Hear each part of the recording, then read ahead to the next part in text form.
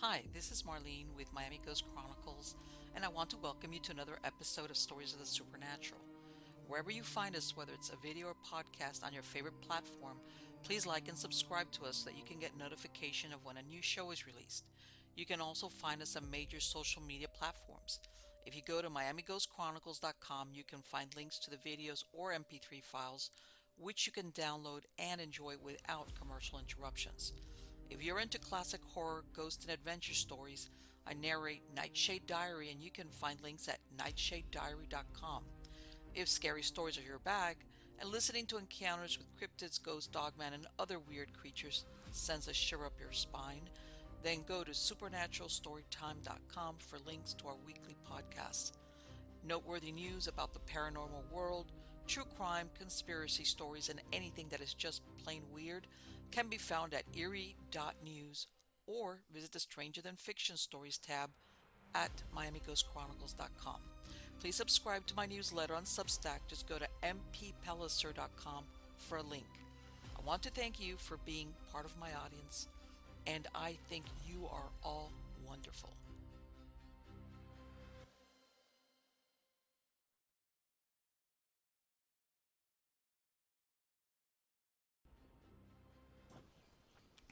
So, how's everybody doing? Good, I hope. Everything is good here. I hope you guys can hear me Yeah, okay here. Okay. coming in good on my end. Anyway, um, I wanted to let you know about before I get into the guest that we have here tonight. I always do my what's happening in the weird world of the weird and paranormal, whatever. And this time I've got something really unusual for you. Um, this published in the New York Post, maybe like I think a week ago. And this is let me see so you guys can watch it. For those of you, hold on, let me see. Here we go. Here we go. All right. And as you can see, this is, I don't know, there's a lot of people out there that are into the nip and tuck, but okay. This is titled People Are Getting BBLs, which I think is what butt lifts and breast implants from donated cadavers. It's off the shelf fat. Okay. And what it's saying is across the country, a growing number of patients are turning to injectable fillers made from the dearly departed's donated fat in order to lift, plump, and sculpt their bodies, including for hot ticket procedures like Brazilian butt lifts and breast enhancements. And quote, many of us in New York City are very excited about this, particularly because our patients are times very thin, or maybe they already had liposuction.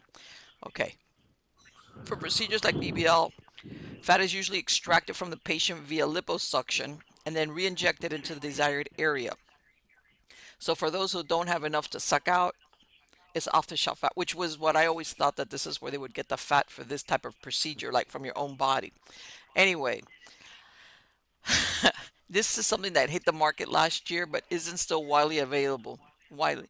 Um, the doctor that was quoted about it, Dr. Sachin M. Sridharani, says that about less than 5% of board certified plastic surgeons can do the procedure, which they call, at his clinic, they call it luxury, like luxurious surgery, I guess.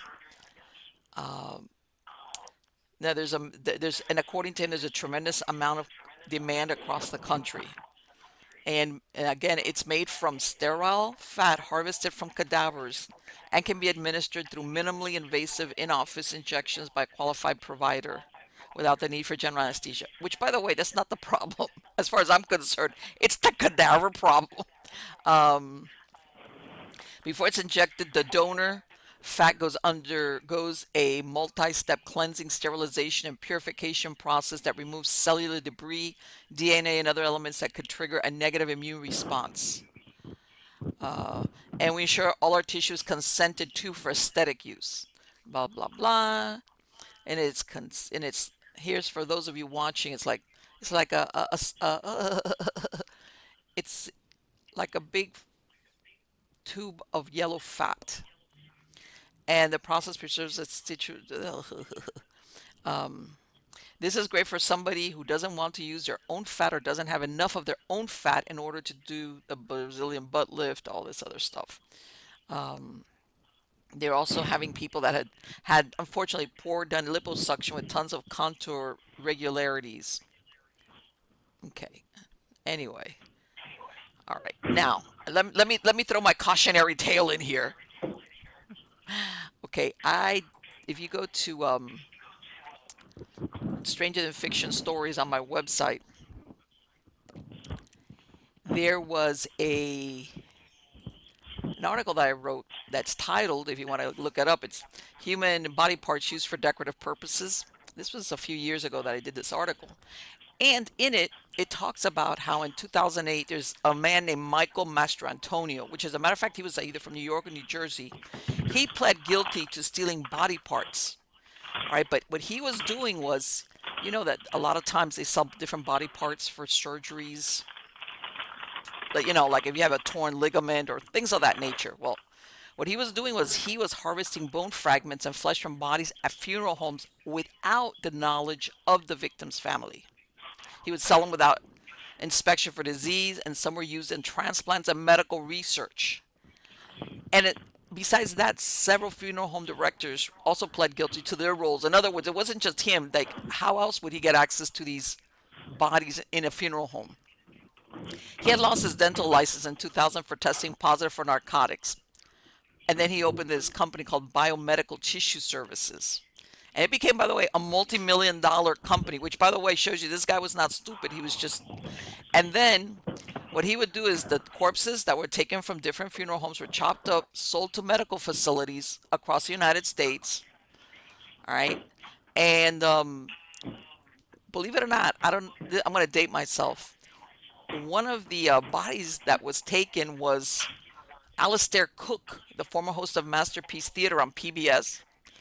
And in 2005, there's a lady named Bobby Milner. She's 41. She has surgery to treat degenerative disc disease. Again, this is not a nip and tuck. This is in her cervical spine. Later on, she finds out the bone graft was possibly taken from Alistair Cook, who died age 95 of cancer the year before. Normally, Mr. Cook or somebody like him would have been too old and sick to be an acceptable candidate for tissue harvesting.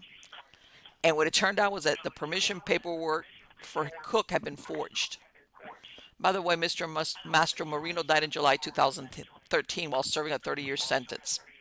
There's my cautionary tale. Besides my own personal distaste, I don't know of how's this. Maybe this is just being me a little bit hypocritical. I can understand people have torn ligaments or for medical, where you get like a little piece of a cadaver. But oh my God, infecting fat for nip and tuck fat. Oh my God. For those of you watching the video, this is these big syringes, fat syringes full of yellow fat. Okay, now that I'm gonna get off my outrage here, because that's what it boils down to. Um, yeah, those are my 2 cents worth as far as what's going on. Now, let's get on to the good part, and the good part is who is the guest today here at Stranger Stories of the Supernatural. Hold on. His name is Tom Sewid, and he was born in Alert Bay off northeastern Vancouver Island, which is the homeland of the Namgis tribe. Alert Bay was and still is a town with the highest concentration of Sasquatch carvings on Earth. Massive memorial poles with the highest crest of the tribe can be seen throughout the town. As a young boy, Tom would fear the memorial poles in the town's graveyard, for at the base was carved a Sasquatch with outstretched arms, sleepy eyes, puckered lips, and large breast. And he would hear the stories as a child that the Sasquatch was not allowed to take the child, but if they misbehaved, she would come at night and take you while you slept. She would take you deep into the forest to her home where she would boil and eat you. Okay, that would be enough to scare any kid. Anyway, Tom's father was a commercial fisherman, which allowed him to hear and share stories about Sasquatch originating in the coastal area of British Columbia, Canada. He went on to become a trophy hunting guide specializing in black and grizzly bears, which took him to logging camps abandoned for decades and places where few humans ever walked. He also investigated Sasquatch with Dr. John Bindernagel for many years. Help me welcome him. How are you doing today, Tom? Doing good. Coming to you from Forks, Washington on the Olympic Peninsula. Wow. And are you still out there? Are you still active with looking for Sasquatch or no? Very active. Actually, I'm just watching my wife. She's working on all of our new trail cameras, audio equipment, and everything else that we're going to be placing out at a real active area here in the next couple of days. An area that one of the people walking around that isolated, I guess you could say, hamlet of houses on the Mm-hmm. Olympic Peninsula. Right. Someone heard a big heavy tree knock today, and 3 days ago another tree knock was heard on the property we'll be investigating on. So there's definitely Sasquatch there right now. Let me ask you, are they active, more active at certain times of the years, or is this just happenstance across the whole year? Now, well, speaking just for the Pacific Northwest, Washington State coastal area and Vancouver Island coastal area, they're active 12 months of the year, but it's all based upon high abundant seasonal foods. Case in Aha. point, this time of the year, because the rivers are in blowout because of all the rains and the salmon spawning is tapering off, they're moving out to the shellfish beaches, the elk wintering grounds, and targeting if they can get it in certain areas on the tributaries that are shallow and not blowing out, the steelhead trout that are coming in to spawn now. And then every month or Right. two, there's a different high abundant food source coming into the coastal region, and that's where the Sasquatches will be. Right, and that makes sense that they're following the food source. Absolutely. Absolutely. Yeah, like if you look at the Olympic Peninsula when Expedition Bigfoot did season 6 or season 5, they were talking about a migration route from like Oregon, even northern California into Washington State, and then some branching to the left or the west to Olympic Peninsula, and others going to the right into the Cascade Mountains and even British Columbia.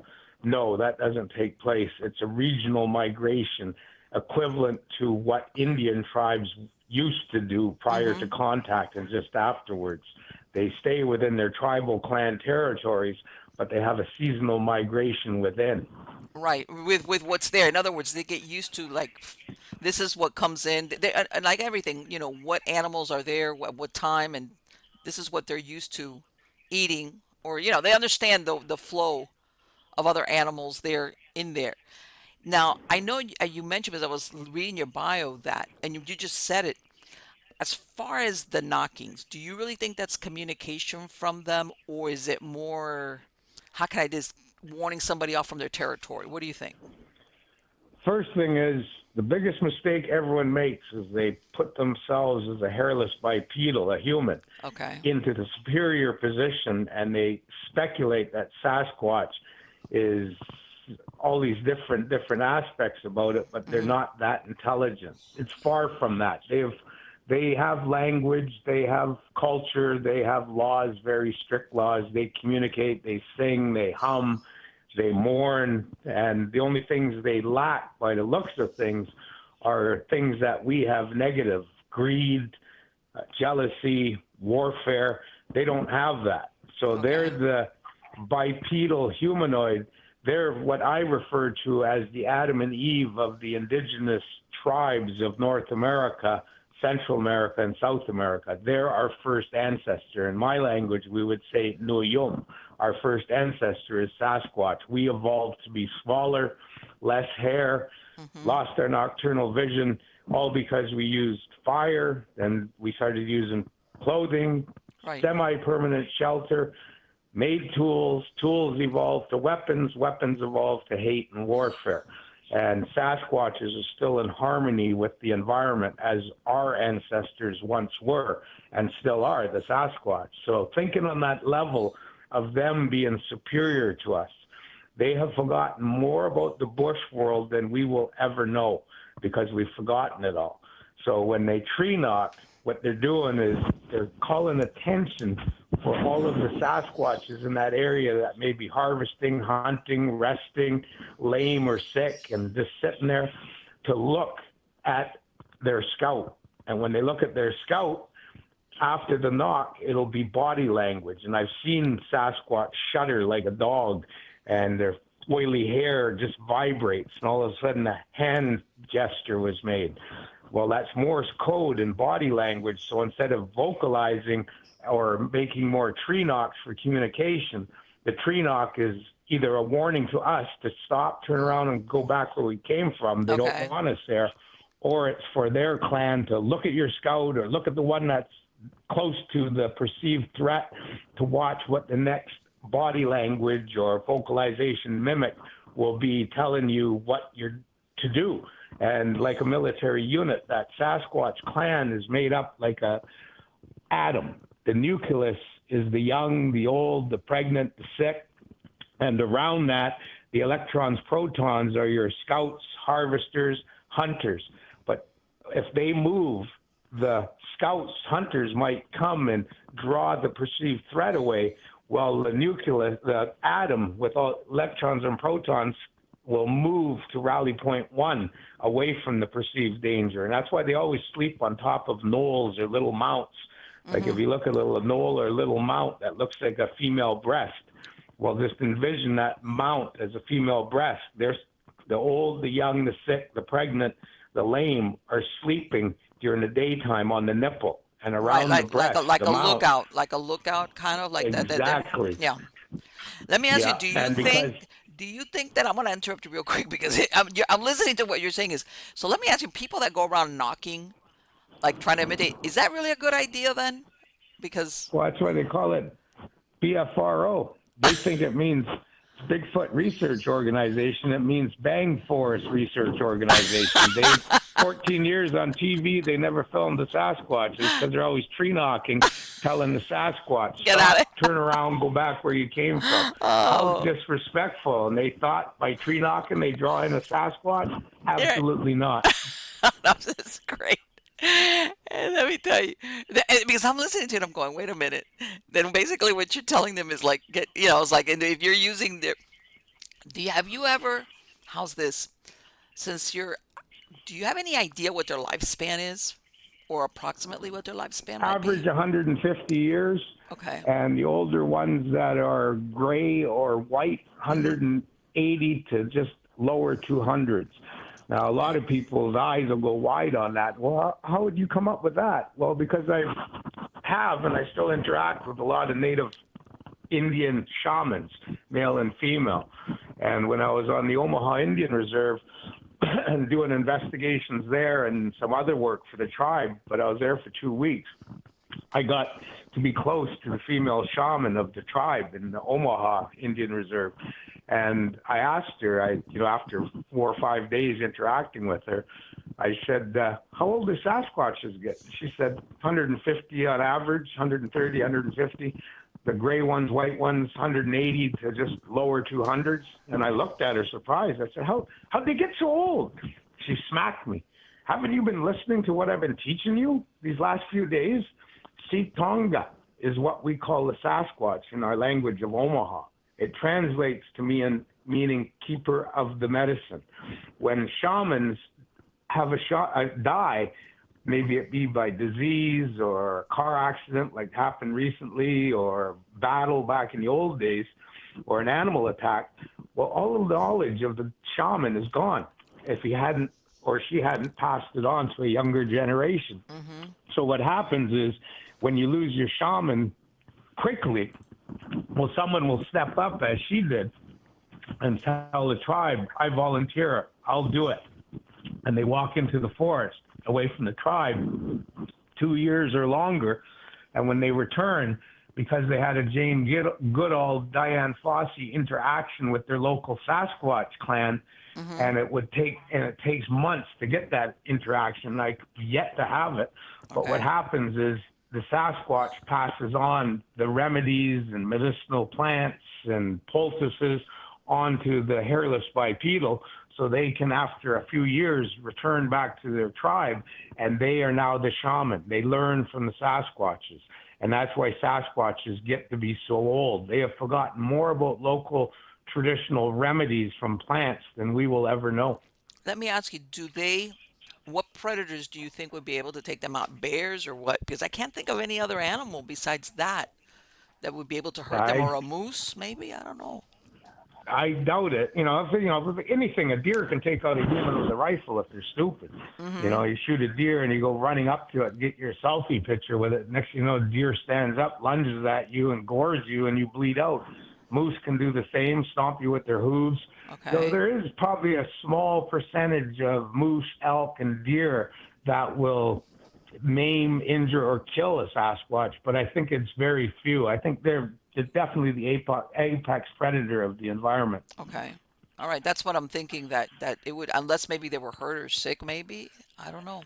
Oh yeah, definitely. And, that's what you hear stories about what you most people call Wendigo. In my Mm-hmm. mother's language, she was Cree Indian from central Canada, Saskatchewan. Wheatago is how you say it. Okay. And studying Wheatago, Wendigo from different tribes and everything, and the description of it having like deer horns on its head, a stinky cape of an animal hide with fur.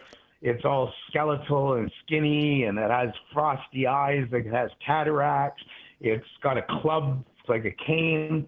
I think what Wheatago is the rogue Sasquatch that has become a solitary single individual because it was displaced as a clan leader and it became rogue and lived on its own, or Okay. it got old and sick or injured, and for the strength of the tribe, with the Trail of Tears, it walked away from the clan so it wasn't a burden to slow the tribe down and endanger them.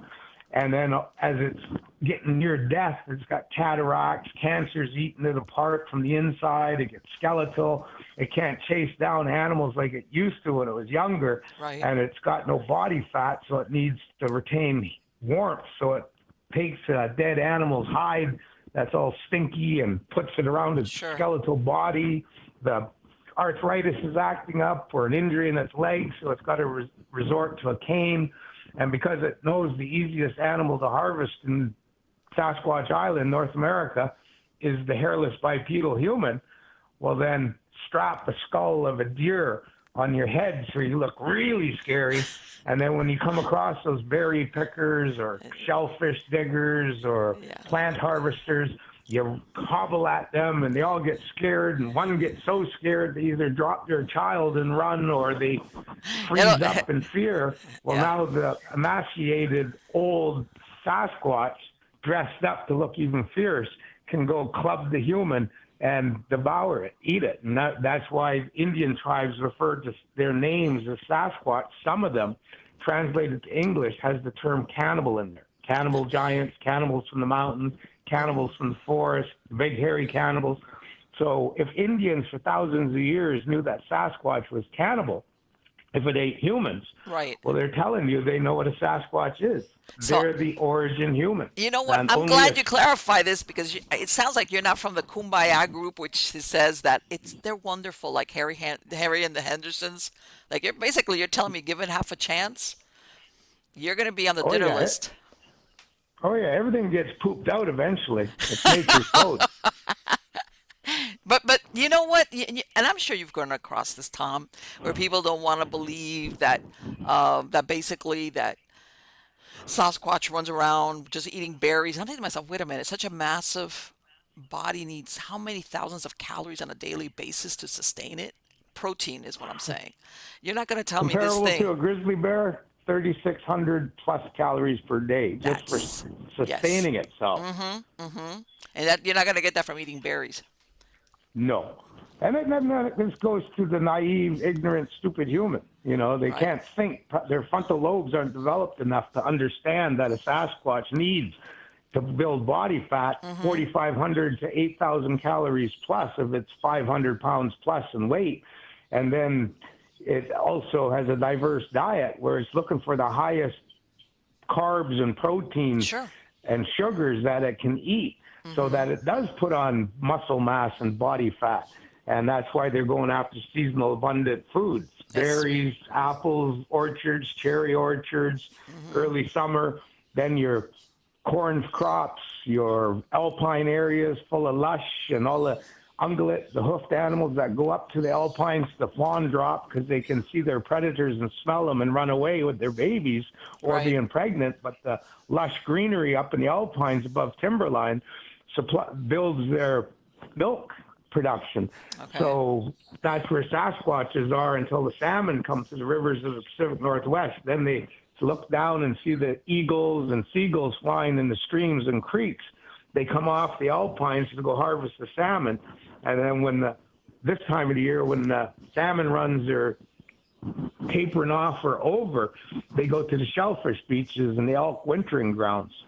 So then they don't do anything like hibernate, let's say like a bear that goes away for the real bad winter months. They're active all through the year then, right? Even when it's really, really I cold.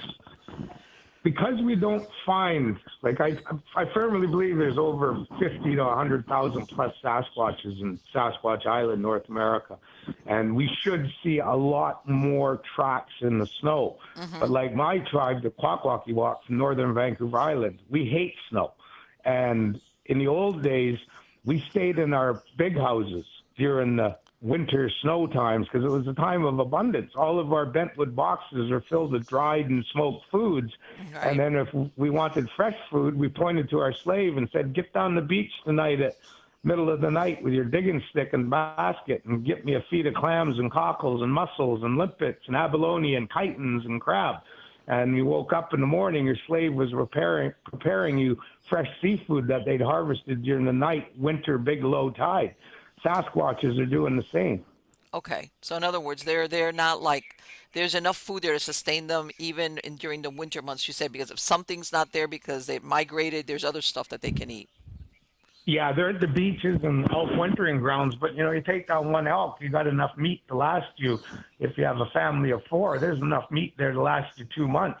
You got to remember, a lot of people go, "Oh, Sasquatches haven't been known to use fire, so they're not smoking their meat." Right. Well, no, but if you study the Indian cultures of North America and the Inuit up north, you'll find that every tribe had a delicacy of a carrion type product. My tribe, it's from northern Vancouver Island, it's Cleatna, ooligan oil. We catch ooligans, otherwise known, some people call them smelts, in Mm-hmm. March and April in the glacier run rivers. And we put them on the ground in March and April for about 8 to 10 days to soften the flesh. Some would say rot. Well, no, not rot. They're borderline. But then we boil it and we draw the oil out on the surface and render Right. it down. It becomes our dipping sauce, our Indian ketchup. Okay. And then the Inuit, they eat stink flipper. They'll take a seal, they'll kill it, gut it, fill the gut cavity with dead birds they've harvested, sea ducks, sew it back up, bury it in the soil, and leave it there for a couple months, dig it back up, and eat it. It's carrion. Is it But is it's a it delicacy to them. right? I heard something they call, what is it, stink heads? Is that something like that where they I've heard something about that, but I don't know about it. But, Okay. even the Central Plains, they used to do buffalo jumps. And at the springtime thaw, the buffaloes that were frozen in the river under the ice thaws, they're all bloated up.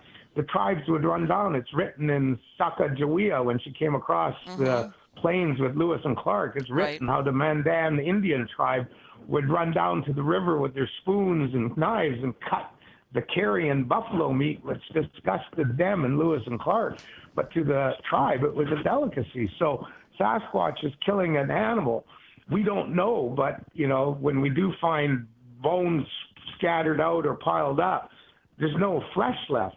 Right. Well, if you kill an elk and you're a clan of 4 or 8 Sasquatches, it's going to take you 2 weeks or longer to consume it.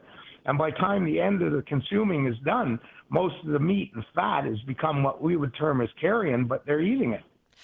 About how big are their clans usually? Four, eight? About how many individuals are in a clan? British Columbia, it's averaging 4, but I did hear a report of clam diggers in putting their spotlights up at night and seeing a clan of 11 walking by them.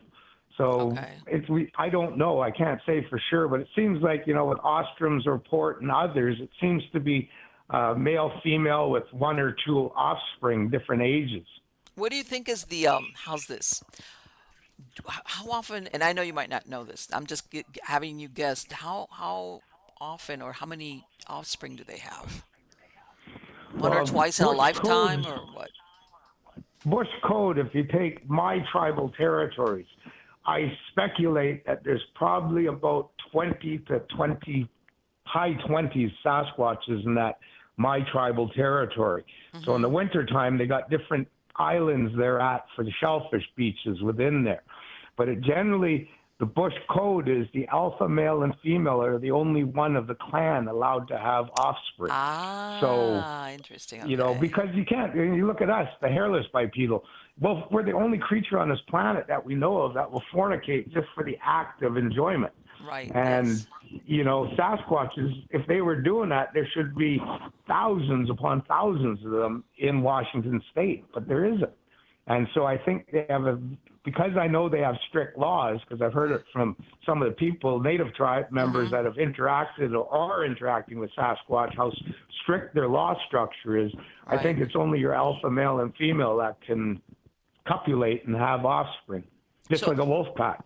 so what happens? Do they do, like you see like prides of lion where especially the males as they get a certain age, they're like, you got to get out of here because this male is gonna Well, want. yeah, it's what we call trooping or Mm-hmm. trumping Yeah. in Canada. So when a muskrat gets old enough, and usually in the spring when the thaw is about to start, mom and dad have said, okay, we put up with you enough. This is our territory. It's time for you to go find your own territory and raise your own family.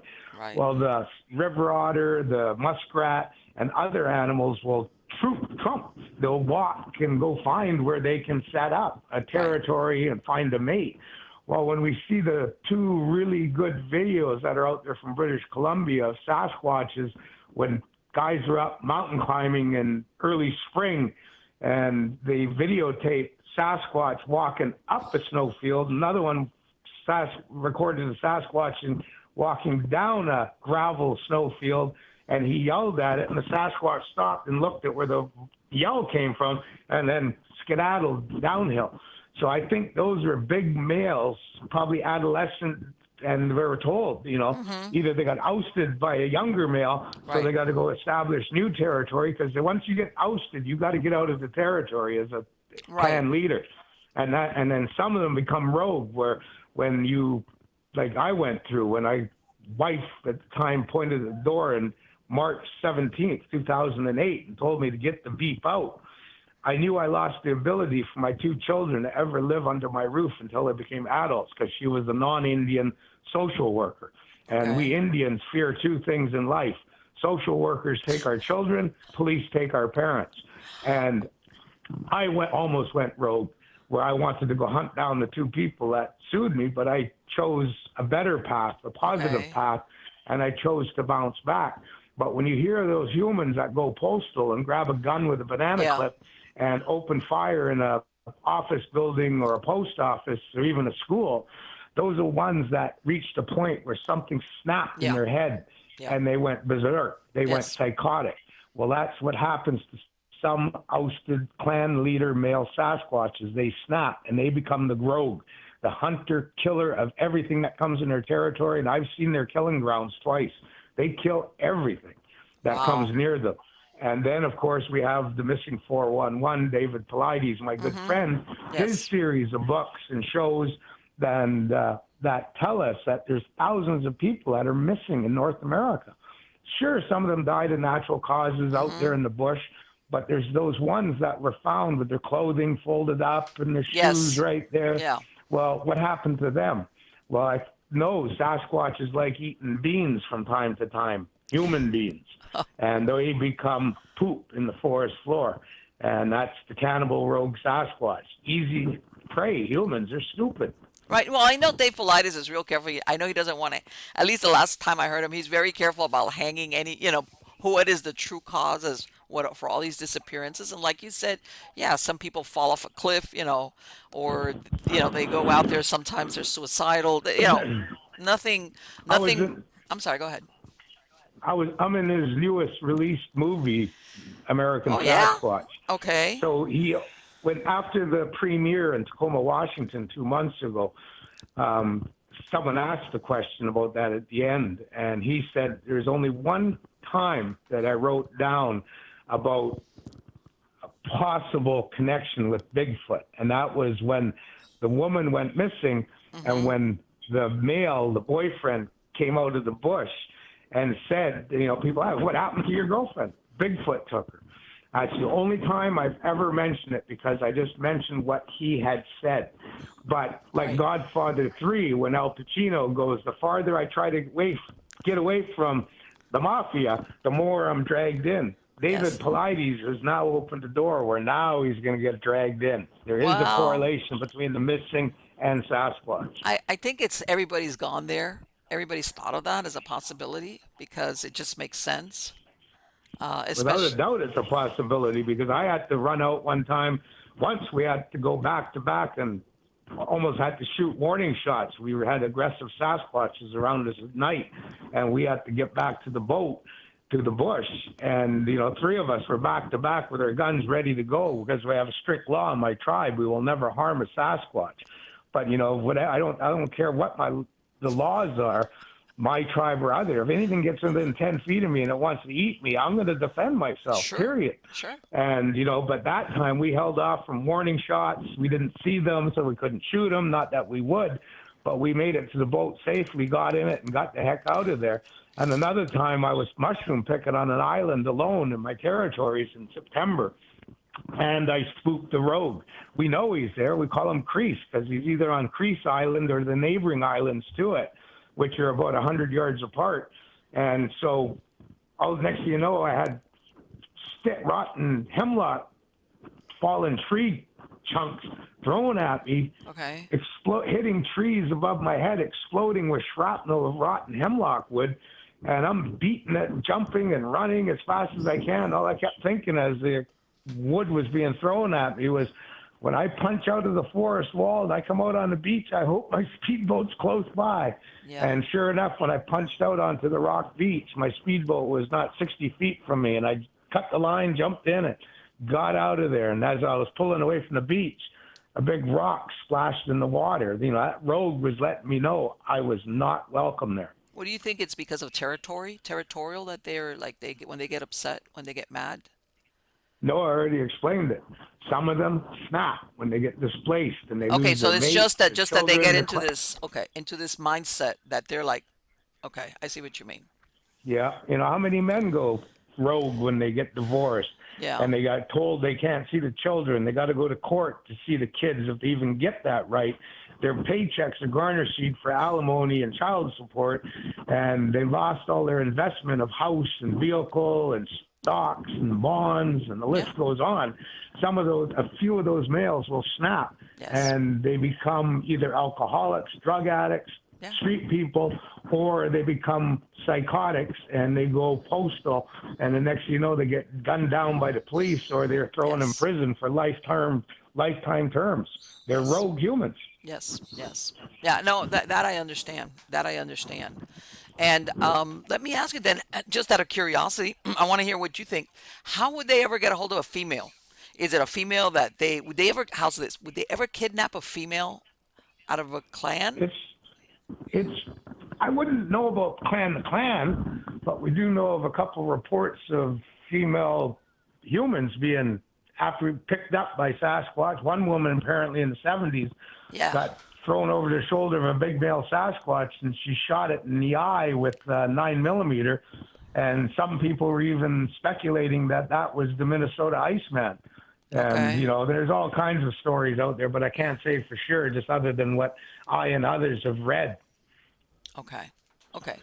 So in other words, I guess my question is, at some point, and when I say in other words, do they stay solitary until they just do dry, or do they ever come back and challenge? Do you think do they ever, or that's it? Once they're out, they're out. Like you got to get out of here. That's it.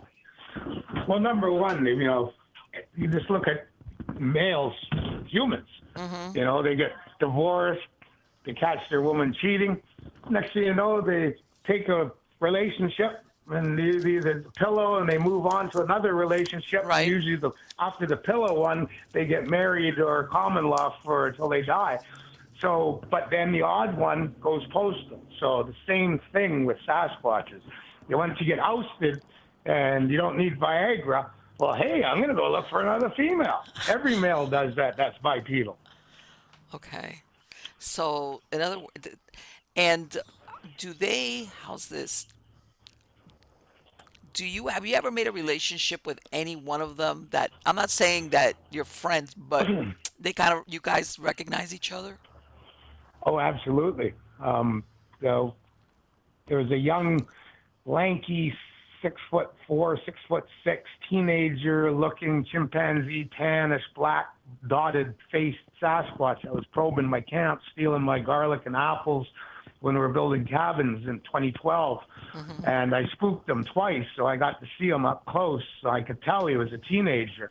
And the second time I spooked him when I popped out of a pile of big 6 foot pile of alder leaves, like maple leaves, and scared the living bejesus out of him within 8 feet.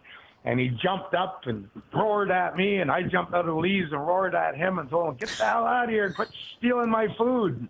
He turned and ran away. Well, the next day, because I was in leaves, we saw something up the hill, and this is beginning of October, so the alder leaves are falling, so we can see Hmm. into the forest hill. And there was a big cedar stump. When we grabbed a Bushnell 3x9 power scope in a cardboard box and looked up there, we all saw a bigger male Sasquatch leaning against the cedar stump that had been logged decades before. And all of a sudden it stood up. You see the alder leaves fall off him. He looked at me, grimaced, showed his teeth, turned, and walked up the hill, and peace was made. Him and his son moved off the island. We never heard them, never had our garlic and apples taken again. And what it was I pissed higher up the tree post than he could. I Okay. spooked his son, and then now I found him with my spotting scope and eyeballed him with my crew of 3 other guys, and he knew the jig was up. I had outdone him. I had outbushed him. So did we have a relationship? Absolutely. He knew me from over 20 years being out Okay. there from spring, summer, and fall doing my native cultural program in my abandoned Indian reserve, Okay. living out there as a bushman in my water Harley, my 18-foot aluminum speedboat. He knew me, and he probably told his son, if there's a hairless bipedal that you can sneak up and steal his food and not get caught, then you have proven you have listened to the teachings I've given you. So you got to go in there and see if you can steal his food. See if Okay. you can get close to him and observe him. And because I turned the table and I was no longer the hunted, I had become the hunter. And I spooked his son twice, and now I've eyeballed him. The jig was up. So yes, I've had a relationship with Sasquatches, and when I go back there in a couple months to go clam digging, Uh-huh. he'll all of a sudden smell and go, "Oh shoot, that damn hairless bloody Indian's back," and he's probably got his 12 gauge shotgun with him. We better move on, get away from here. So you guys had to stare down and he was the first one that blinked, huh? Let me Yep. let me ask you, this is something that you always hear everybody having to do with the Bigfoot community. Ha, why do you think that they've never found any cadavers or bones or anything, any carcasses? Because they bury their dead and they put them in caves and they seal the cave entryways up. We have a lot of reports of that from the native community. Okay. So in other words, it's not like they're just left there like let's say an animal dies and it's just left there. There's No. okay. Neanderthals, they've proven Neanderthals buried their dead, and Yes. some of them in fetal positions. They laid in Yes. bouquets of flowers. They can tell Mhm. by the pollen that was in there, Yes. and so forth, and even food offerings with seeds and bones. So if Neanderthal was doing it 45,000 years ago plus, then Yes. it stands to reason that Sasquatch has been doing it and is still doing it, and that's why we don't find their remains. Okay. So in other words, that they take the trouble to, like you said, to hide them, for lack of a better word. Yeah. Well, they have laws, very strict laws. They have language and culture. They mourn. and they have feelings because they're no different than us. So what do we do with our dead? We don't leave them lying around unless we're in Ukraine right now. But other Well, than that, we will go in after the war and clean all the cadavers up and right. bones and give them a good burial. Let me ask you, do you think that, how's this? Have you would have you heard them crying or keening or I don't know, something that you say that they're mourning? Is their call different? Yeah, All we right. heard one morning of crying one time. It was like up a hill. We're anchored out, commercial fish boat, Uh-huh. middle of Timbuk nowhere, and there was just this female mourning wailing sound. Okay. And I'd heard that a few years prior, and we all got scared and went to our bunks. Mm-hmm. But then I'd heard a sound later that I'm like, oh, that's what we heard. It was just a porcupine. And Okay. but then the second time we heard it, no, it was no porcupine. That sounded like a female woman in distress. Okay. So in other words, and the reason why I ask is I'm thinking, okay, if outdoorsman after a while, you know that it sounds different, whether it's mating or whatever. So when you hear something that's like that's not none of the above, what is it? And like you said, if there's I don't want to Yeah, say a human quality, but that you could interpret it as this is something in distress, maybe not physical distress as in hurt, but mourning, in other words. yeah, Okay. definitely. Well, they're humans, so they mourn as like we do. Okay. You know what? It's a very human-like quality, right? Because we always, I mean, we sometimes we don't understand what animals feel unless they're domesticated, that if they feel sorrow or joy. And sometimes we're not See, it's sure. like See, it's like Omaha Indian Reserve. My boots on the ground, Omaha tribe member, good friend of mine, Lucas White, who lives there. Mm-hmm. You know, when I was down there 5 years ago, he told me that he was out in the forest, good mile and a half from any house or road, because he basically was Tarzan back when he was younger. He used to live Mm-hmm. in the bush, and Right. Tonga was with him. But anyway, he said he found a crib toy, one of those spinners and squeakers and bells and colors. He Yeah. found it a mile and a half out in the middle of nowhere. And then another time, a 3/4 mile from a road in the bush, he found a bicycle with one training wheel missing. And I said, how the hell they get out there? No human would bring it. And he goes, Right. no. He goes, it's what happens is when the Sitonga, the mother with the child, goes into the backyards like they do the urban edge Sasquatch when they'll go into the backyards because the Omaha Indian tribe they feed the Sasquatches in the bush behind their house with their what we would call a compost bin to go to the green box. They have a plastic container on their counter. I seen it, and one of the young people will bring it out before dark and throw it in the bush behind the house like an offering to the Sasquatch and Mm-hmm. not bang on their walls at Right. night. And then the Sasquatches come into the yards to eat the offerings and the fruit that's in the fruit trees, the gardens, the Right. compost box, the garbage cans. So they're going after easily accessible human produced foods in our Yes. backyards. And then all of a sudden the young one goes, oh, look, a nice colorful thing. What's this? Oh, squeak, squeak, tinkle, tinkle, ding, ring, spin, spin. Oh, I'll take it with me. And him and mom walk into the forest. Mile and a half later, they come across another clan member. The clan member, because that's the way Indians were raised and still are in most cases. Smack! Drop that thing. You know we have laws, very strict laws. We don't take any of the hairless bipedal stuff ever. You leave that right there. And that's how the crib toy and bicycle and other reports of toys like cars and dolls being found out in the bush way far, that's from Sasquatch, young or curious adolescent bringing it out. And when they come across another clan member, smack! We have laws, very strict laws. Drop that right now. Right. So let me ask you something and I'm going to ask you, I know I asked you about the wood knocking, but I've even heard of people doing those whoop calls.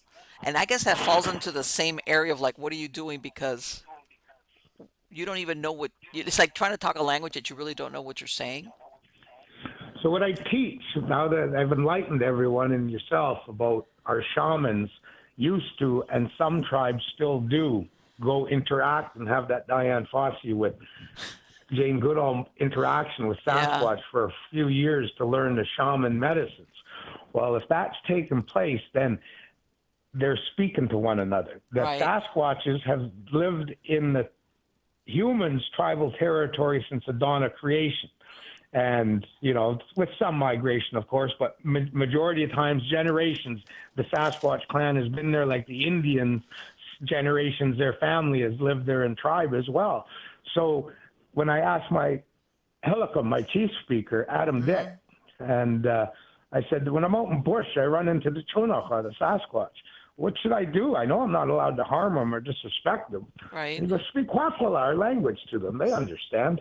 This is what happened to me when I was a young man. And he told me a story about a Sasquatch speaking Kwakwala to a young man in his territory, and there was that understanding. So I teach people Okay. to be a good Sasquatch investigator. Now, don't ever call yourself a researcher because you're full of bunk and BS. Because there is no Sasquatch researcher until they get their cover with Sasquatch on Okay. National I, Geographic, backed up in an editorial. Then they become a researcher like Diane okay. Fossey and Jane Goodall and Right. Leakey and others. Right. So, as an investigator, investigate by reaching out to your local Indian tribe where you want to investigate. Mm-hmm. Befriend them. Learn their language. Hello, I come in peace. I mean no harm. I offer food. Go in peace. So for me, when I come across Sasquatch, as I've done a couple times, yo, Wixas Chunacha. Hello, I don't know who you are, Chunacha. Weedaslay Chunacha. What are you up to, Sasquatch? And one time I actually heard that sounded like Kwakwala being spoken back to me, Mm-hmm. but I'm not fluent in Kwakwala. I just know a few words and phrases. Right. So that's what I teach people is to be a good investigator, learn your local Indian language or the Chinook trade dialect, which was a shared trade language by all Indians and the newcomers that came here after contact. Mm-hmm. So, for example, Skookumchuck means big saltwater. Moolah means money. The early trappers, explorers, Lewis and Clark could communicate to the different Indian tribes by speaking Chinook, their trade dialect, which brought in some English words like sukwa for sugar, kapusta for cabbage, kalet for carrot. So Klahauya is Chinook for hello, how you doing, or I come in peace. So Okay. going to the internet and searching out the Chinook dialect and reading it. And then maybe when you get close to a Sasquatch, you can smell it, you can hear it. Maybe you picked it up on floor or saw it cross the road. Claudia, hello, how you doing? And maybe it'll answer back with you. And if Okay. you're in a tribal territory, no matter what tribe it is, and you learn their language, like me, I'm trying to learn Quileute, because I live on the Olympic Peninsula right now, Mm-hmm. managing SasquatchLegend.com, the largest Sasquatch store and museum. But Right. the local tribe is Quileute. I don't speak Quileute, but I'm trying to learn it so I can, when I'm out there investigating, when I come across a Sasquatch, I can speak to them in the local Indian dialect. And Right. hopefully they'll answer back to me, and I will have enough understanding to know what they said. Now, considering, like you said, your background, you've lived there all these years, they see you, in other words. Have you ever had any of them come to you for help or assistance?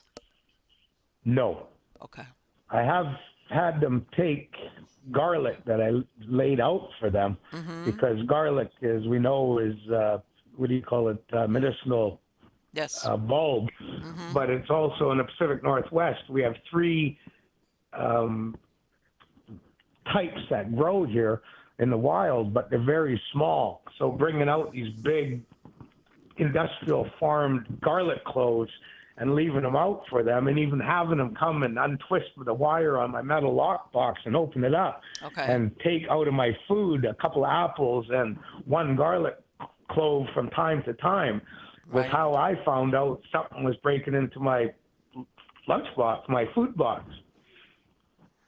Okay. So in other words, it's like, yeah, I'm hanging out and I'm hanging out and I'm going to take some of your stuff, but it's all good. I won't get carried away kind of deal. Because Yeah. They're respectful. That's the one big thing about Sasquatches. They're very respectful. They'll go into someone's greenhouse and they might have 16 green tomatoes ripening up on the windowsill. mm-hmm. And they go in there a couple days later to get the red tomatoes, and three or four of them are missing, and there's a feather or a shiny rock. left on the windowsill. Right there, it's evidence the Sasquatch came in and helped themselves to your ripe tomatoes, but respectfully only took 3 or 4, but left you a gift, a token of their appreciation. And I got numerous reports about that happening. So, yeah, gifting them, but when you're gifting them, don't be stupid. Use your frontal lobes and show they're developed. We know humans, some of them can die from peanuts. Yes. So don't put any peanuts out there unless you live in an area that grows peanuts in North Right. America. Don't leave chocolate out. We know chocolate can kill dogs. So Yes. you're not going to leave chocolate out. So, but leaving things that are ripe during 12 months of the year, like this time of the year in January, on the Olympic Peninsula and elsewhere in North America, that's colder. You can't find cherries, Right. tomatoes, blackberries, blueberries, apples, pears, but you can find them in your grocery store. Mm-hmm. So go into an organic grocery store and buying those fruits and vegetables and bringing them out for gifting. Then you're going to open the door to a Jane Goodall, Diane Fossey interaction with your local Sasquatch. Let me ask you, do you think all these different types of Bigfoot and Sasquatch across the United States that they've been given different names because of the area, they're all related or they come from that one original ancestor, Bigfoot ancestor? I would agree with that probably about 80%. Mm-hmm. But when I saw the picture out there, came out years ago of that skunk ape in Florida, it Yes. looked more orangutan looking. Yeah. And then some of the tracks that have showed up with a splayed toe, which is indicative of primate, like Okay. orangutan or a chimpanzee or a Mm-hmm. great ape. I suspect that I know there's more than one type of hairy bipedal, because Okay. my tribe, I'm looking at a mask right now that's green with teeth showing, and it's called bukwus. It represents in my tribe the small 3-4 foot tall hairy bipedal creature, Okay. reserved for coming chief of the ghost world and an evil little creature, Mm-hmm. and violent as well towards us with sticks, spears, and stones. Right. But then the big one is Tunach, or the Sasquatch, which when I saw a pregnant female and a big male in a forward-looking infrared device 5 years ago on the Omaha Indian Reserve at about 60 yards, it looks very similar to the Sasquatch I've seen in British Columbia. Okay. So I think the ones in Omaha through to British Columbia up to Northwest Territories, Right. Canada, Alaska included, are the same creature. But Okay. then we all in that area, different Indian tribes have stick people, little people, Yes. bakwus in my language. So we know there's a second hair covered bipedal creature, but it's small. And Right. then when you look at the skunk ape and splayed toes, there definitely possibly is a different third, fourth, some even speculate 6 different types of hairy bipedal creatures on Sasquatch Island, North America. So I can't say. I can only speak for what I've seen. I'm gonna ask you this. I know this question is gonna come off left field, but if anybody would know, you would. I've read stories. Okay, I know that the Northwest is very well known for having found mastodon and mammoth bones. Mastodon, I believe, was it. And I was reading, as a matter of fact, it had to do with a story about stick people. And they were saying that they believed that there were some mastodons still alive up there, okay, in the Northwest as recently as the turn of from the 19th into the 20th century. Have you ever heard of that? I think they're still walking around Siberia, because when you look at Russian Siberia Mm-hmm. and you compare it to northern Canada, Right. it's, almost twice as large. And if you've done like I and have taken a airplane on a sunny day and sat at a window seat and you brought your binoculars, as I do when I fly on airplanes, because I Sasquatch investigate from airplanes with binoculars, Right. looking at how vast the terrain is. But when you go to central Alberta, Canada, Right. and you fly from that city north, you see all the farms, and all of a sudden, northern Alberta, you get into the timber. And now you fly and enter, you might be almost an hour, and all of a sudden you cross the border in Northwest Territories.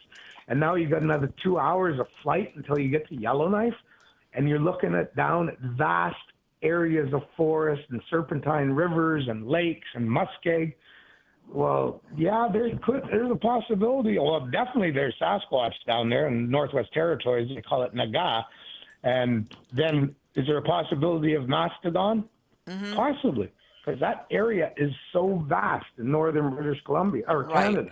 And then you look at Siberia, where they're even filmed supposedly twice a mastodon walking around. We know that Kamchatka and an island just off it, that mammoths were walking around while they were building the pyramids in Egypt. Uh-huh. So, is there a possibility? Absolutely. We can't even find the Tasmanian devil, but we're now seeing trail camera pictures and video Right. of Tasmanian tigers that are on a small little island off South Coast Australia that they said were extinct. And now they're getting conclusive proof of the existence by video and camera of Tasmanian tiger. And just last year, there was a new monkey found in, can't remember where, but every couple of years, Yeah. there's You a know new what? primate I found. I hadn't heard that about the Tasmanian. I know they were gonna try to bring it back with like you know recreate it, clone it from like, but I hadn't heard that they had actually found some still alive. I wouldn't be Oh, surprised there's though. three. There's one blurry picture, one good picture, and one Uh-huh. good video. Okay. All right. Now I'm gonna ask you. Thylacine. Right. Right. Exactly. Thylacines. And the reason why I asked you, and I'm gonna ask you something because I wasn't sure, and you said something. I was reading something that they were saying the stick Indians or the Sika, which is what you call them. In one part, I hear that. Bakwus is what I call it. Okay, I'm well. They have it here, stick Indians, but I saw it's translating as Sika. This might be a bad translation. Who knows? Either as an Indian tribe, like I think in the area of Alaska, but also they were referring to them as like you were saying, like impish kind of like people or something that they were up to mischief. Which is it, or is it both? Depends what Indian tribe you're talking to. That There's they're 12 over referring to. 1,200. I'm sorry. Go ahead. There's over 1,200 Indian tribes in North America, and there's Mm-hmm. over 647 different dialects. Some of them are extinct now because the tribes are extinct. Right. But that tells you, like a lot of people go, oh, you gotta call them Sabe. I'm like, look, I don't belong to the Indian tribe that calls their Sasquatch Sabe. Right. I belong to the Indian tribe that calls their Sasquatch Chunahua. And it goes same for stick Indians, which we call Bakwus. There's Okay.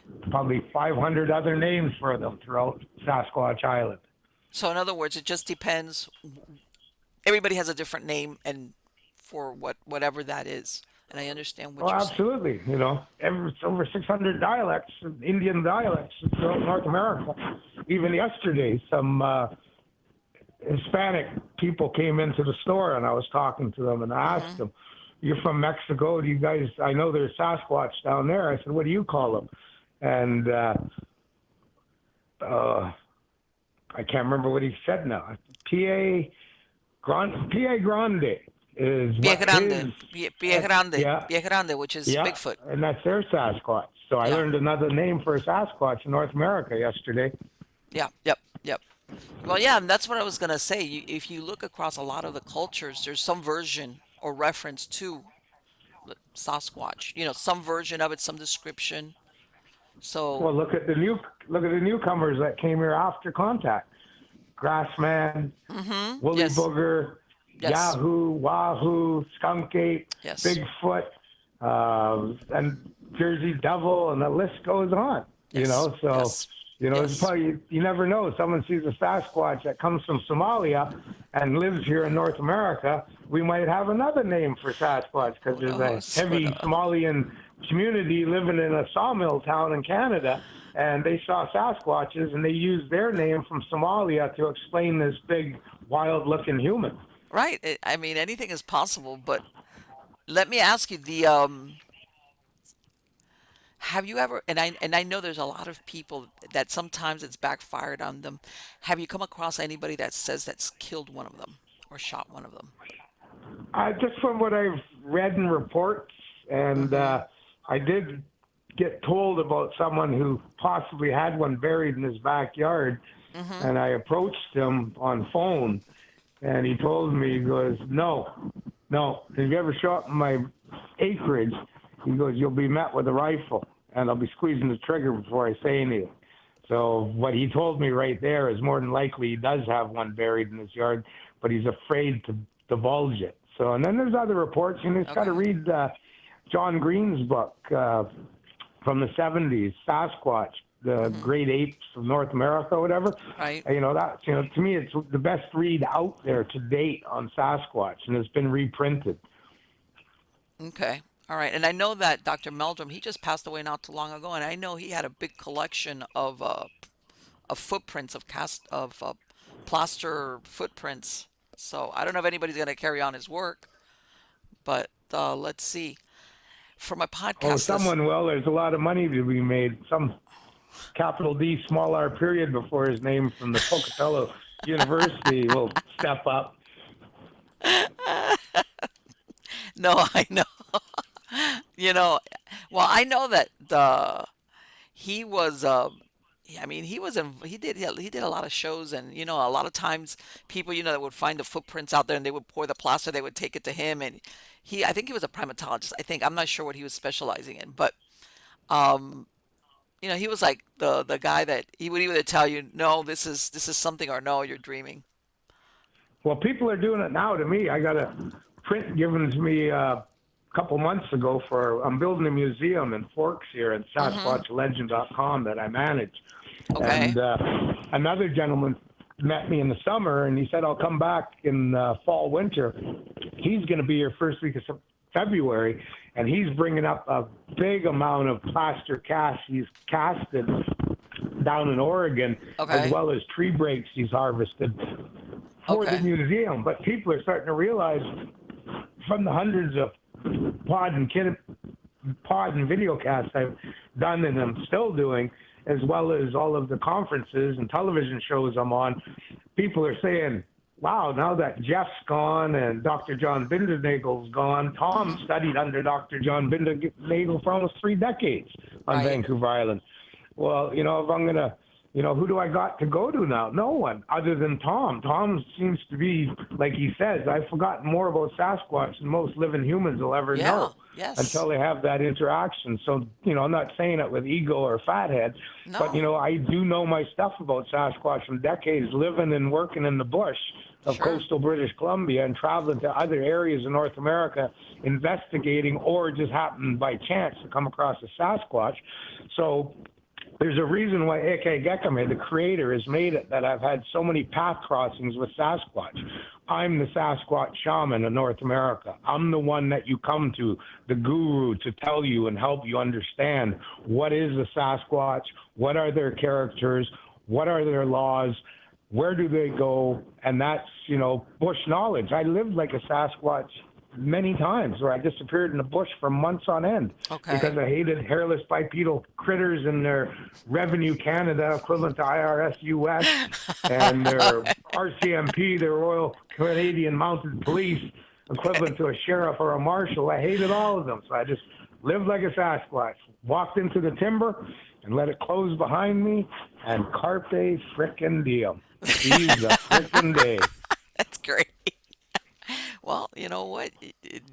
Let me tell you something. You can do something that most people cannot. They couldn't survive out there an hour. They die of No. hypothermia or something. Easily. Yeah. Let me ask you Yeah. something real quick. And let me ask you, there's orcas out there where you're at, right? If I'm not mistaken. Oh, absolutely. Have you heard these stories that there's orcas? This is in the Mediterranean, though, that are now attacking boats, even commercial boats. I'm not talking little itty bitty boats. Have you ever had that over there where you're at with the orcas displaying that behavior? No. Magenoch are my ancestors. Mm-hmm. When I do my native art, and you'll see it on my website, Right? SasquatchIsland.com, on my gallery page. Yeah. But whenever I do a Magenoch, a killer whale or a Clayum, a baleen whale, we always put a human incorporation into the design or carving. Okay. So for my paintings that I do of Magenoch, killer whale, the blowhole's always a human face. And what it tells you is that we as human hunters, when we die, our human spirit is born into a baby killer whale.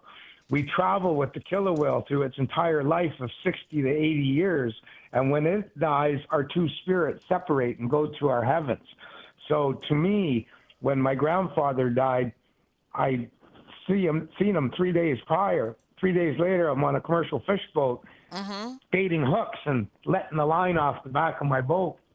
And all of a sudden, this big male killer whale came up, not 6 feet from my stern of my boat, blew twice, went down, disappeared. But as he went down the second time, he turned sideways a bit so I could see his left eye.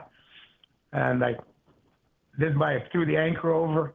I walked in the galley, and my crewman was making us lunch. And I said, we got to go to port. My grandfather died. Magino came and told me. And when I got on the radio and went back then, we didn't have cell phones, but I went Mm-hmm. through Radio Canada, and they patched me through dial-up phone to my parents' place. And when they answered, they said, we have a radio call from Tom Sewid. I accept. And he goes, yeah, go ahead, Tom. I said, what's up? And he goes, Dada passed away about an hour ago. I said, yeah, I know. Magino, killer whale, came and told me. Okay, that's interesting. That's very interesting. I don't know. It's just like behavior from animals that normally you don't see, and it's like, My whoa.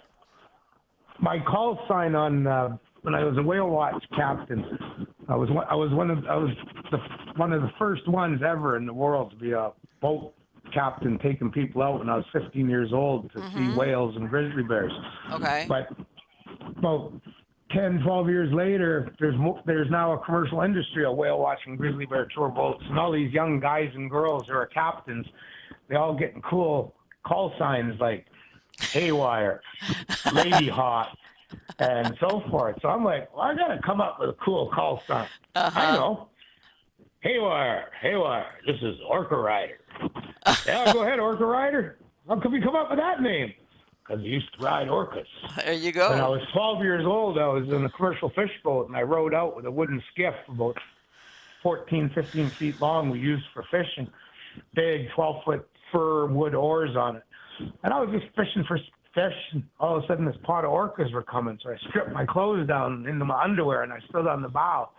And just as the whales are coming up to the boat, I could hear my auntie come out of the galley to scrape some food stuff over the side of the rail. And she just screamed, Tommy, don't you do it! And I jumped and I grabbed the dorsal fin of that whale. And I could hang on, hold my breath, and I could feel its body pulsing with the black flipper, slamming hard. 1, 2, 3, 4. Fifth one shook me loose, tumbling through the water. I could see the whales. I popped up to the surface, and I was like, holy smokes, that was cool. You did. I was And I gonna would go. do You that. did what? Yeah, I grabbed the dorsal fin of an orca whale. And it turned, came and looked at me. Then years later, I would go to the Michael Big Killer Whale Sanctuary where boats aren't allowed in except for commercial fish boats and native people like me. I'd go in there, beach my speedboat, my water Harley. I'd grab a bull kelp, which is like a rubber tube, and I'd have it floating, put my goggles on, strip down to my shorts, grab a big boulder about 30 pounds, walk into the cold water, and sit my ass down in about 8 feet of water with the tube for my breathing and my goggles Okay. on. And I'd watch the killer whales, magin, rubbing in the gravel beach, rubbing themselves, because that's what they do. That's what it's so famous for. They just Right. look at the Right. Robson Bight Whale Conservancy. And there's all kinds of websites and underwater cameras and hydrophones. You can listen to the whales in the summertime when they go there for the salmon, rubbing and singing that beautiful song only the magina, the killer whale, can make. And you can hear them, as I did, rubbing through the gravel, the pea gravel. And I make wood rattles with Okay. that rubbing beach gravel, so that when you buy one of my dorsal fin shaped or whale rattle made of wood that I carve and paint, the pebbles inside are from a bucket I scooped up from the beach years ago. And the pebbles in there are the pebbles that who knows how many generations of magin, or killer whales, have rubbed themselves on those pea gravels. Right. Because And they always that's the come back to that shapers in my same rattle. area. They always come back to that same area for to do that. Right. Every day in the salmon season during Okay. the summer. Wow. For my If you look at, podcast. I'm sorry. Go ahead. there's a website called Orca Lab. So you go to Orca Lab, Okay. and everything's there. They even have hydrophones under the water. Been underwater for years. Those hydrophones. You can listen to the propellers of boats passing. You can hear click, click, click, click, click, click. That's the prawn, shrimp clacking, communicating. and you'll hear the whale song and the killer whale song when they're there. Oh, because they have them on all like 24/7 is what you're saying. They have all this. 24/7, Orca Lab. Interesting. I got to look at that. Tom, for my podcast listeners, what is your website address? I'm going to have it in the links to the in the credits of the show, but for the podcast listeners, what's your website? So my website, sasquatchisland.com. My Okay. Facebook, which is the Encyclopedia of Sasquatch Understanding that I started writing in 2015. Mm-hmm. So when you go to Sasquatch Island Facebook group and ask to join, do not mention anything woo-woo. Portal jumping, cloaking, mind speaking, UFO flying, orb turning, glyph laying, and don't you dare post circly pictures of, what do you call that, pareidolia. Uh-huh. But you're more than welcome to come on board and comment away as a critterist, because I'm Bigfoot without the BS. It's all about them being critters, the origin humans for us indigenous people of the Americas. But you're more than welcome to join it, and I guarantee you, by reading my Facebook group, reading my website, and also going to my YouTube channel, Sasquatch Island, and watching all the videos, or going on and joining my TikTok, Sasquatch Island, Okay. after a few weeks or months, you will have better chances of getting a close encounter of the hairy kind. So in other words, you don't want somebody saying that they saw that they're interdimensional creatures. No, I'll block them. I got no time for bullshit. I had to try that out. I just wanted to see. I knew. Believe Yeah, me, I've heard a lot of different versions of like, I don't think that's yeah. No, it's accurate, what I but call a mental band-aid. People saw a yeah, Sasquatch and they got so scared that if you shoved a chunk of coal up their back end, it would have been so tight it'd be a diamond in half an hour. That's how much pressure there was. And then yeah. all of a sudden the mental band-aid kicks in, and to help them understand what they saw, heard, smelled, or charged them, the mental band-aid that comes in for any trauma we have, so we don't have to keep reliving the moment, Yes. comes in and makes them believe that they saw a Sasquatch cloak turn into an orb, climb into a ladder and go up into a UFO, uh, jump through a portal. So that's where I've been with the almost 30 encounters with Sasquatch. I've never had any woo-woo experience or encounter. So that being said, I think we know woo-woo is a bunch of BS and bunk. I know where you're coming from, and believe me, I've heard a lot of different things, and I'm like, nah, nah, nah, I don't think that's right. That, or they mind melded. There's a lot of stuff that's way out there. But anyway, Tom, I want to thank you so So much. It my, has been absolutely wonderful to talk to you. It's been great. okay, well, thank you very much for having me on. Get me on again. I can You talk better about believe it. I'm gonna have you back on again. I want I to hear can about your talk about adventures. bookwuss. I can talk the little creatures. I can, because I had an Yeah. encounter with them once, and I Yes. can talk about sea serpents in my language, sea youth, a double-headed sea serpent. Okay. And yeah, so anything you want, just give me a shout, and don't forget Sasquatch Island. I'm out there on the internet. You're great. Take care. Thank you very much. But Halakulus, go in peace. likewise. Bye bye. He's he's friggin' great. I love it. I love it. You know what I like? I like that he's so no nonsense. He is. He is. Okay, because let me tell you something. I consider that I have an open mind. God, if you're dealing with a supernatural, with a paranormal, you got to keep an open mind. You do. You got to keep an open mind just to like, because if you didn't, it doesn't work. But sometimes you hear some things and it's like a lot of, as a matter of fact, it's exactly what he says. It's kind of like a band-aid approach where people make up these a sweet and nice version of maybe what they saw or encountered, witnessed. Like in other words, they really don't want to accept maybe the totality of what they witnessed, so they kind of like put this nice fuzzy warm interpretation on it. And I've heard some stuff out there that it's like, no, no, no, I don't think so. Like, you know what? There's a lot of what you call it.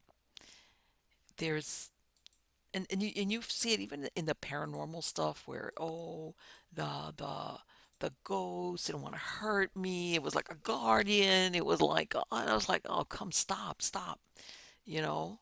And I've said it in other shows, and anybody that listened to me, well, I've told them, I said, you know what? Every time I hear it, I've had in my own personal encounters from my own cases, or that I see it on the reality shows where we just want to keep the ghosts that can stay here with us, and I'm like, all right, that's a big mistake because oh no, because it's the little old lady or the little kid or the whatever.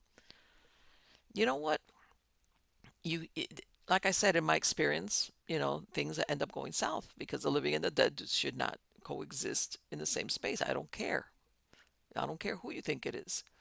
And this is so they put a fuzzy, warm interpretation, even though they might never admit. Let's say, hey, half the times that I've witnessed or experienced some type of paranormal event, I was scared, the poop out of me. But then they go, no, it was me. I want to know. It's so interesting. And so I understand what he's saying when people have these experiences and they want to put like this very Harry and the Henderson type of story around it. I like what he said. Hey, given half a chance, they're going to eat a human if they get a chance. You know, you fall down a crevice and you break your leg and you're like, and I think hear all these Bigfoot show up with a bib and they're gonna eat you. Okay, they're gonna eat you, or somebody that gets lost, or you know what? Even some people, I'm sure that I've gone out there sometimes in the middle of the woods because they want to do away with themselves. They don't get a chance to do away with themselves because somebody does it for them, as in the Bigfoot that sees, like he said, the hairless bipedal running around going, huh? Yes, because, and this is, I guess, where, and I've spoken about this before, where we want to put our moral compass on animals. Whether you want to think of a Bigfoot as an animal, a human, quasi-human, human, whatever. It's like, okay, you see the lion stalking the gazelle, kills the gazelle, eats the gazelle, or the zebra, or whatever, or the wildebeest. This animal is not doing it out of maliciousness, even though it's doing it because it's hungry and it wants to survive, or it wants to feed its young, or whatever, or the group it belongs to. And I know that some primate studies, long-term studies of observation, have found that sometimes they do things which are not necessarily we would call bad things, not because they were like necessary to survive, but we're going to put that aside. We want to put a moral compass on, let's say, a Bigfoot. To us, there's nothing more taboo than cannibalism, unless it was like I had no choice. Like you hear about the Donner Party, or people have. In other words, not by choice would you be a cannibal. All right, not by choice. This would be a last measure because if not, you're going to die. All right, and that's our taboo. I'm not saying there's anything wrong with it because I have no plans of eating anybody else. Thank you very much. If there's something, I'm a product of my environment, of my upbringing. I would be like, no, it's not happening. But if you think of a Sasquatch and how they exist, how they survive, you don't pass up a meal because you need that food.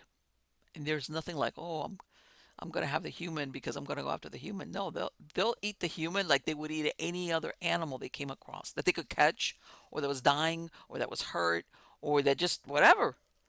To them, food is food is food is food. And what me and Tom were talking about, that because of, let's say, their caloric needs on a daily basis, they're not going to run across some human and go, oh no, it's a human. No, no. And they're not doing it out of maliciousness either. They're just doing it because they have to survive on a day-to-day basis. So I'm glad he clarified that because I think it's very important to get that out of the way, especially when it comes to you hear some stories about Bigfoot and it's like, man, it's the same thing about the UFOs and ETs where everybody wants to have like a, sentimental moment, with piano music in the background. It's like, no, no, no. I mean, I'm not talking about attacking or destroying. I'm not saying go out there and hunt the Sasquatch. No, no, no. I'm not saying that. On the contrary, but that we have to be wary and protect ourselves. Absolutely, sure. And there's nothing wrong with that. There's nothing wrong with that. And when you look at it from that perspective, there's nothing wrong with that. You're just doing what you should be doing, by the way, which I think, let me put my 2 cents worth in here, which I think a lot of humans have lost that, uh, that forefront understanding of self-preservation. They've lost it. They've lost it. They've become so altruistic. Become so altruistic. There's like, okay, we were bordering on self-extinction here. Hello, no, we have to. Besides self-preservation of your children, your family, even your elderly. Okay, whatever that you can, whatever wherever you fall in the hierarchy of your whatever, and if you're by yourself, self-preservation of the one, there's nothing wrong with that. That's different from going out and being aggressive without need, or that's we're talking two different things here. And I want to say every animal, which we are, that's what we are. We're animals. We're mammals. Every animal does that. All animals do that.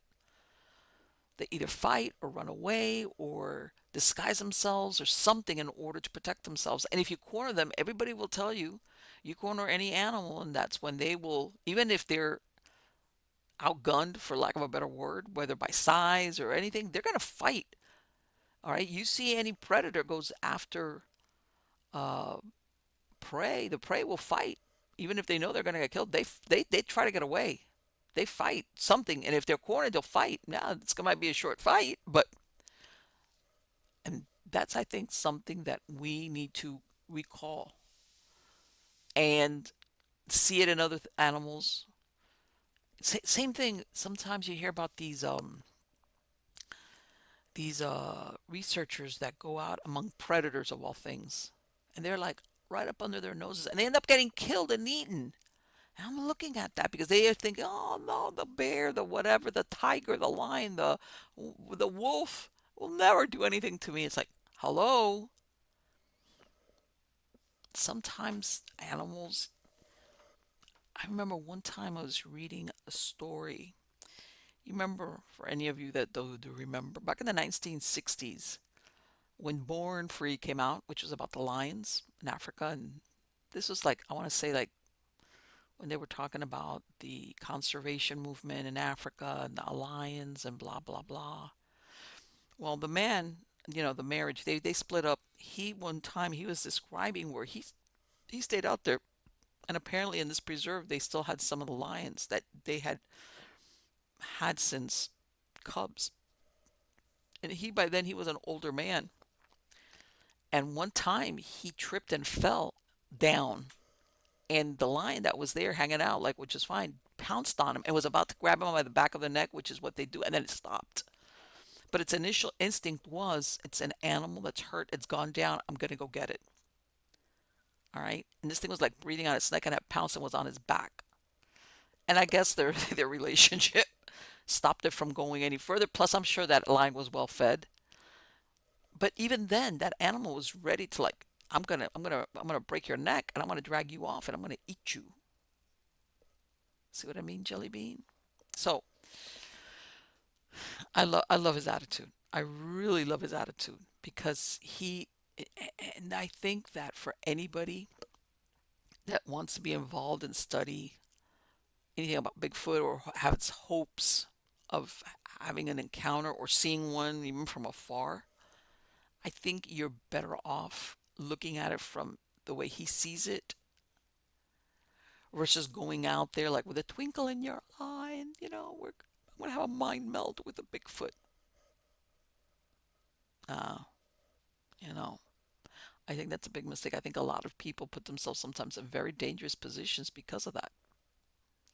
Same thing, people, I'm sure, I'm positive that there's people that have gone out into the wilderness hoping to have a one-on-one with Bigfoot. Like, oh, I'm gonna have the encounter. I'm gonna see whatever. I'm gonna whoop, or I'm gonna hit the whatever they do, or they end up.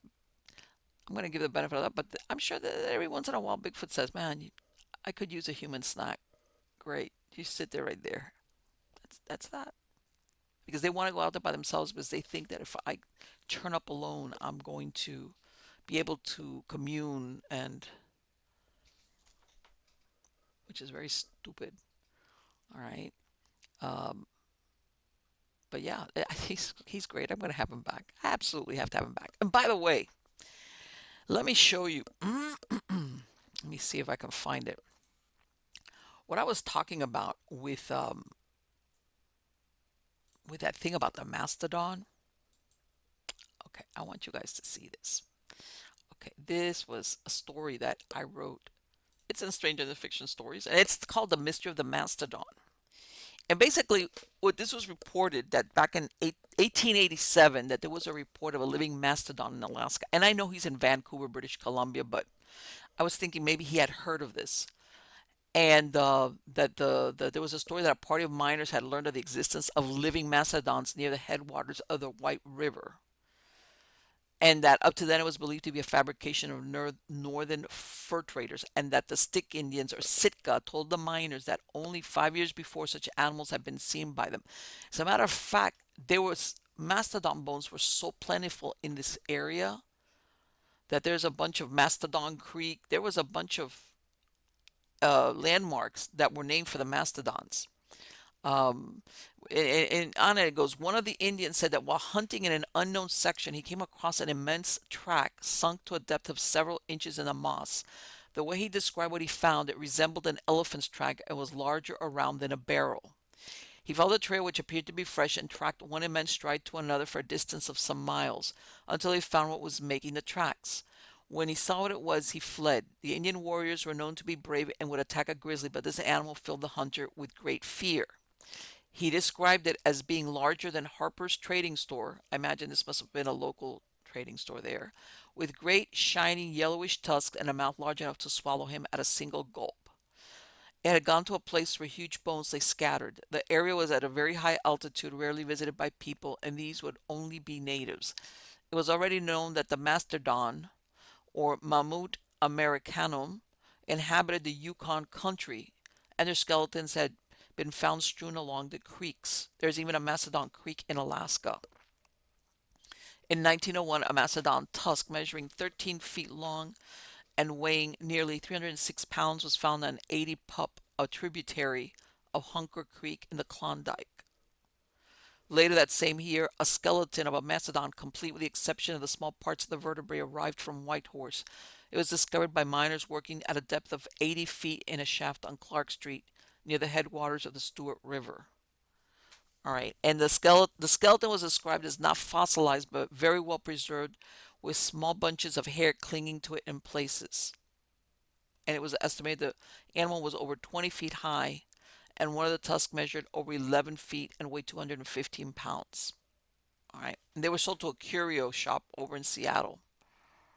And so, anyway, and of course, they're saying that parts of Siberia, Alaska, and the Yukon were once connected in an area known as the Beringia or the Bering Strait, which did not exist yet. Blah, blah, blah. But if you want to go to Stranger Than Fiction Stories, and you guys can read it there, as far as that, that's why I asked him. I said, I wonder if he's ever heard this story. I'm not saying not that he's actually seen a mastodon, but if that story had been carried forward, where anybody, even through word of mouth, where anybody would have said, hey, yeah, I'm not going to say they're running around all over the place,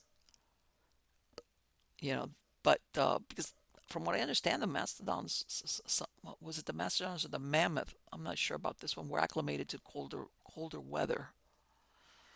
So anyway, I sign up for my newsletter on Substack. Also, you can go to miamighostchronicles.com or mpellicer.com. I have links to everything there, whether it's for videos, for the uh, podcast versions of any of the shows.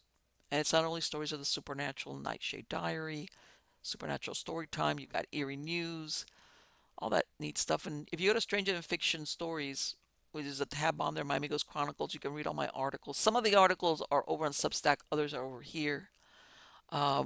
Just about unusual things, stuff that I'm researching one thing and I come across another, and there you go. And hopefully this year, cross your fingers for me, I'm going to release my book, my 366 almost page book that I've been working on for the last 3 years. I'm not going to lie to you, I've dragged my feet on it, and it's in the midst of being edited, which is quite it's time consuming.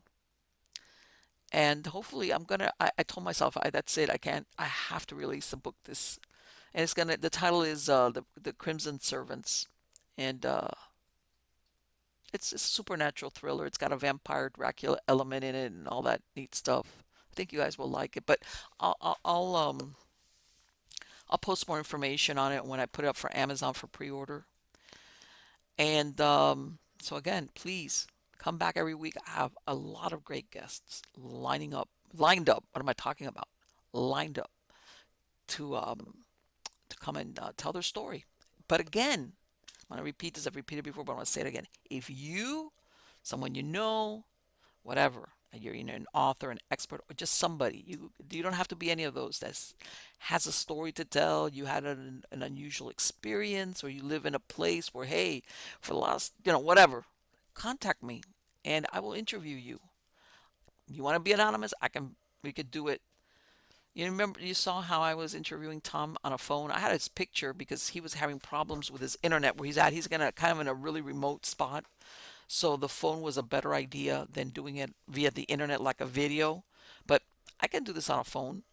Nobody sees I won't name names, or nobody's gonna see your face. If you want to be anonymous, I can do that.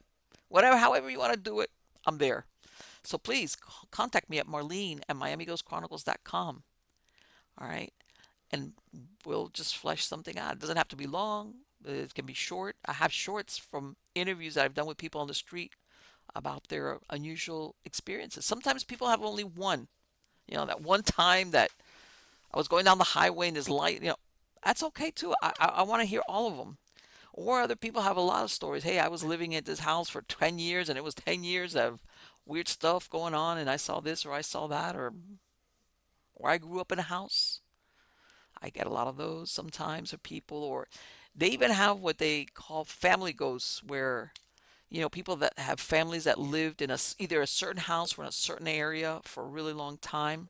After a while, they have their own ghost stories about where they live, or even from past family members, that kind of deal. Either way, contact me. So till next time, take care, and I will be seeing you soon.